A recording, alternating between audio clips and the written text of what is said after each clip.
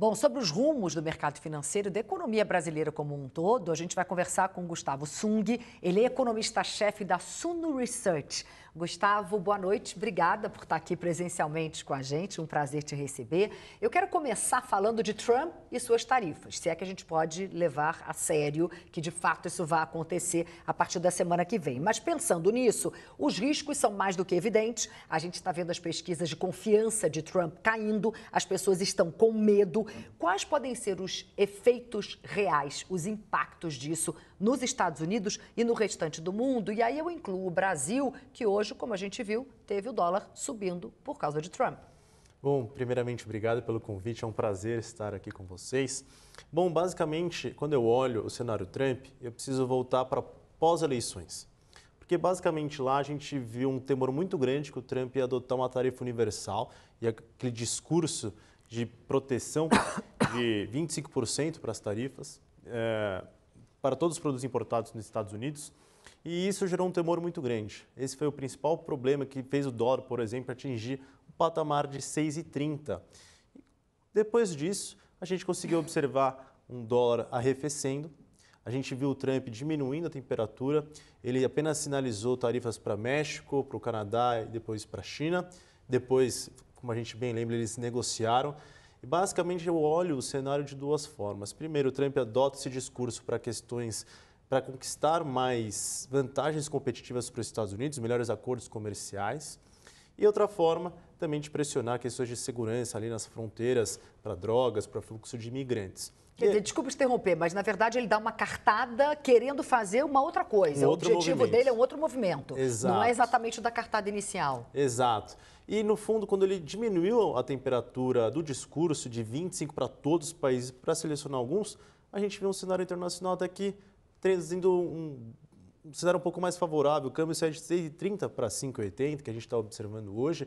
Não é por questões domésticas, risco fiscal não mudou.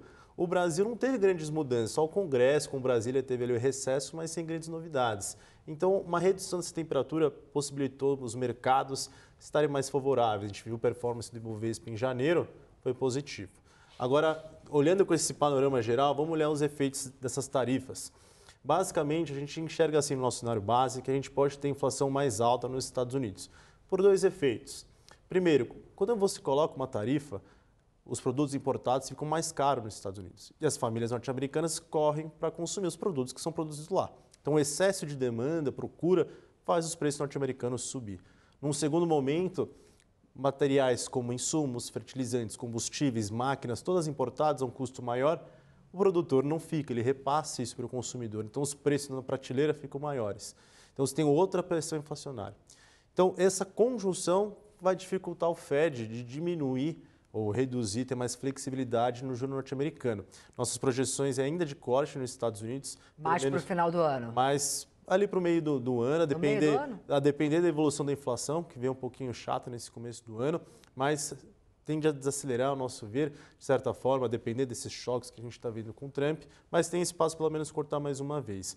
Então, no fundo, você tem no início uma procura por bens norte-americanos. Isso ajuda a economia norte-americana num primeiro momento, mas a inflação e juros mais altos podem ter um efeito negativo sobre a economia dos Estados Unidos. Todo esse panorama, esses são os impactos negativos de médio e longo prazo que a gente vê nos Estados Unidos, com juros mais altos por lá. Isso acaba atraindo também capital lá para os Estados Unidos. Isso também é um fator no nosso cenário básico, que o nosso câmbio está mais próximo de R$ 6,00 no final do ano, 6,10, do que os 5,80 que a gente está vendo hoje. Dificilmente, a meu ver, de forma sustentável, a gente consegue caminhar mais para baixo, porque tem riscos domésticos na mesa ainda que afetam o humor dos mercados. Vamos passar para a pergunta dos nossos analistas. Vinícius, por favor, fica à vontade. Gustavo, o cenário que você traça dentro das possibilidades ruins, ou é até tranquilo, né? Assim, tem um ligeiro aumento de inflação, o Trump não vai a fundo no aumento de impostos, não vai ser universal, ele vai tentar negociar, ele é um transacional, etc. Agora, a gente lendo mídia americana e relatório de banco americano, a gente vê, e pesquisas, a gente vê muita gente falando de incerteza, de como isso travaria investimento, de como isso trava até fusão e aquisição. É claro que com 2 meses e pouco de governo, 2 meses de governo, nem 2 meses de governo, a gente não pode ter indicadores suficientes para ver se investimento foi abalado, etc. A gente só vê pesquisa, a gente vê muita evidência anedótica, muito empresário falando que isso pode ser um risco. Tem na sua avaliação, no seu cenário, pelo menos uma atenção para essa incerteza, o risco de que isso desacelere a economia por incerteza, por dificuldade de prever se investimento vai dar chabu ou não? Essa é uma questão muito interessante que poucas pessoas têm comentado e eu analisei isso aqui nos relatórios para os nossos assinantes, que a gente pega os últimos dados de confiança do consumidor, o índice de Michigan, do Conference Board, entre outros, olhar principalmente as expectativas para os próximos meses, está em desaceleração, está em queda 3, 4 meses consecutivos. E na pesquisa, ele ressalta muito a preocupação dos consumidores em relação às tarifas. O que vai acontecer, qual vai ser a política que o governo Trump vai adotar, e isso tem afastado e diminuído a propensão a consumir das famílias norte-americanas. Então, se você tem mais incertezas à frente, as pessoas deixam de consumir para fazer uma poupança e isso tem um efeito negativo sobre a economia. Outro dado bastante interessante é que se a gente olhar algumas falas de alguns empresários, quando você colocou uma tarifa sobre alguns produtos importantes, como vai ser ainda estabelecido, por exemplo, no 4 de março, muitos empresários saíram para comprar produtos, para evitar um custo maior no futuro, eles desejaram fazer um estoque maior e houve uma corrida até uma desorganização. Então, no fundo, essa incerteza tem gerado, de certa forma, uma leve confusão, então na parte produtiva, na parte de consumo, e aí isso você também evita novos investimentos. De um lado, porque você não sabe o que vai acontecer pela frente, e de outro, que os juros devem continuar um pouquinho mais alto do que a gente esperava. Vamos passar para o Alberto. Alberto, fica à vontade. Gustavo, hoje o IBRE-FGV divulgou o IGPM e ele veio acumulado em 12 meses em 8,44%. 60% do IGPM é IPA, Índice de Preços no Atacado, que veio perto de 10%. Dentro do IPA, o agro veio com aumento de quase 17%. O IGPM é um prenúncio do IPCA? Bom, basicamente, a gente observou na história, o IGPM e o IPCA, eles eram muito correlacionados, quase um antecessor um do outro. Porém, na pandemia, a gente viu um descolamento muito grande. Como o IGPM ele consegue captar os preços de toda a economia, tanto a parte dos produtores, consumidores, até construção civil, quanto o IPCA apenas dos consumidores finais, aqueles que, vamos dizer, entre outras palavras, produtos que a gente vê no supermercado, serviços, enquanto é um grupo mais específico. E aí o câmbio e a parte dos produtores na pandemia foi muito afetado. A gente ainda observa uma relação sim entre o IGPM e o IPCA, apesar do descolamento que a gente viu na pandemia, hoje eles voltaram na relação histórica.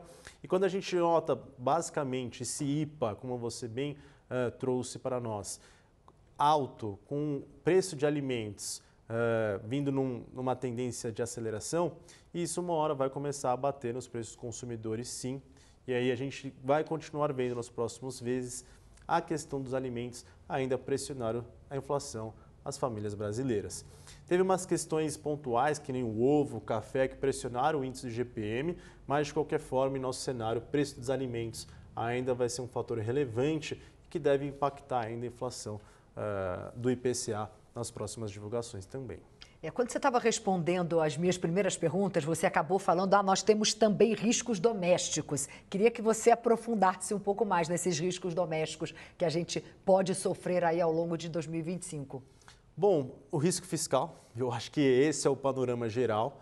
Esse é uma unanimidade, basicamente. Exato, e ele, no fundo, vai sempre contaminar os preços dos ativos, o dólar, a propensão a investir, a propensão a consumir. Qualquer desequilíbrio que haja e faça com que o governo adote, por exemplo, uma medida para aumentar gastos diante, por exemplo, de uma queda de avaliação ou como a gente veja alguma mudança da meta fiscal, como houve no passado, isso vai gerar ruídos porque isso é o principal risco do Brasil. Então, qualquer mudança nesse cenário impacta a economia brasileira como um todo.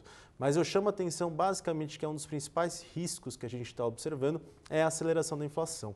A gente pode até nos perguntar, a inflação hoje está em quase 5, entre 4,5% e 5% no acumulado de 12 meses, é muito melhor do que a gente viu nos últimos 5 anos, 10, 11%, ou um antes de crise em 2014. Mas o problema é quando a gente coloca uma lupa e olha preços de alimentos, de serviços que são muito correlacionados com o mercado de trabalho, bens industriais, que está presente no IPA, que está presente no IPCA, que a gente vê aquele câmbio de 6,30 sendo contaminado e sendo repassado para os consumidores, a gente está vendo bens industriais acelerando, bens duráveis, semiduráveis. Então a gente está vendo uma aceleração de grupos importantes que geram preocupação no Banco Central. E a gente olha as expectativas de inflação para os próximos anos, porque o Banco Central não trabalha com inflação somente de hoje, com juros de hoje, porque existe uma defasagem temporal. Então, quando ele olha para a inflação à frente, está subindo juros e a inflação não estabiliza, ele tem que continuar subindo juros. E a grande dúvida do Banco Central é até onde eu vou ter que subir juros com o juro real quase um dos maiores do mundo, quando que esse momento vai se estabilizar. E a gente vai ver uma inflação, ao nosso ver, que deve rodar nesse ano 5,6% a nossa projeção, mas com viés altista. Então, esse cenário que é bastante sensível à atividade. Qualquer movimento de incentivo mais à atividade econômica, via crédito, via gasto público, pode gerar mais desequilíbrios e dificultar ainda mais o trabalho do Banco Central. Então, esse é um risco que a gente está observando de perto. Gustavo, muito obrigada. Prazer te receber. Volte sempre. Boa noite. Eu que agradeço e fico sempre à disposição. Muito obrigada.